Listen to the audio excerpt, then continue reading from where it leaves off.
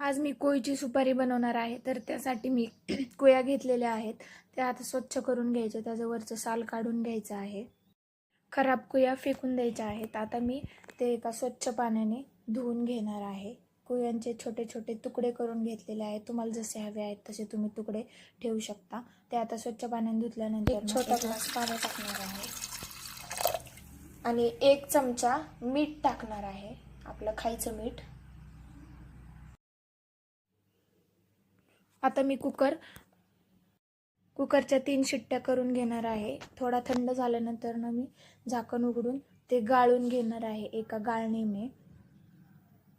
त्याचं जे खारं पाणी आहे ते फेकून द्यायचं आहे आणि ह्या कुळ्या सुकायला ठेवायच्या आहेत. आता ही सुपारी मी उन्हामध्ये वाळवायला ठेवणार आहे 1 दिवस. ते छान काचेच्या बरणीमध्ये भरून घ्यायच्या आहेत. ही सुपारी वर्षभर टिकते